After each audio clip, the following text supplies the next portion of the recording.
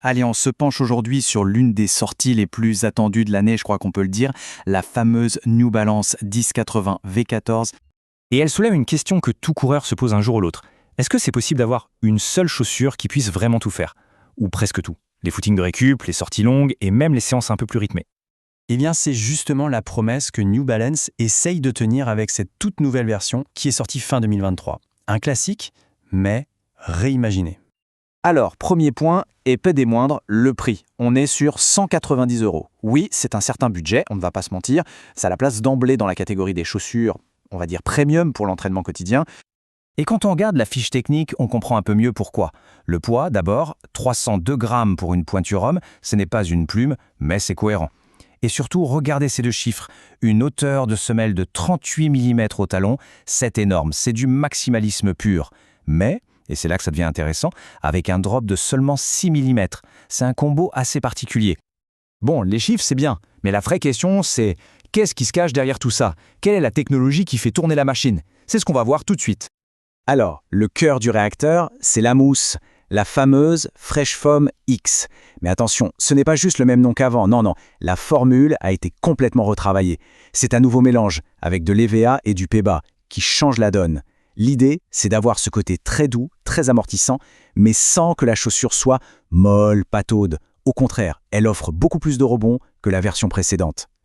Et ce n'est pas tout, il y a d'autres évolutions majeures par rapport à la V13. Déjà, la plateforme est plus large. Pourquoi? Tout simplement pour la stabilité, c'est beaucoup plus sûr. Ensuite, la géométrie de la semelle a été redessinée pour que le pied déroule de manière plus naturelle. L'empeigne, le tissu sur le dessus, a aussi été revu pour mieux tenir le pied tout en respirant.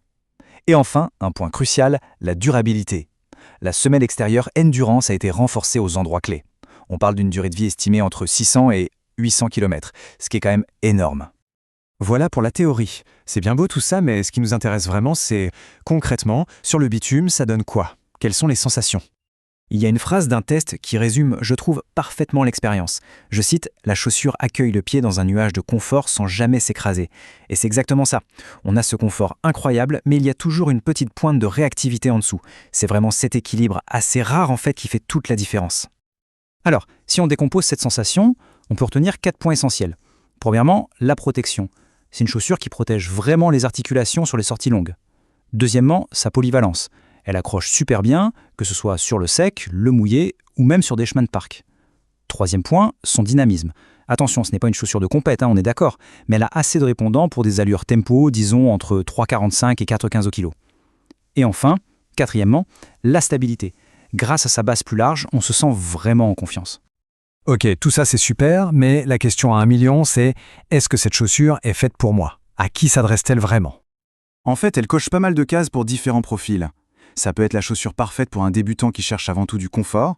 C'est aussi un super outil pour un marathonien qui a besoin d'une chaussure fiable pour enchaîner les kilomètres.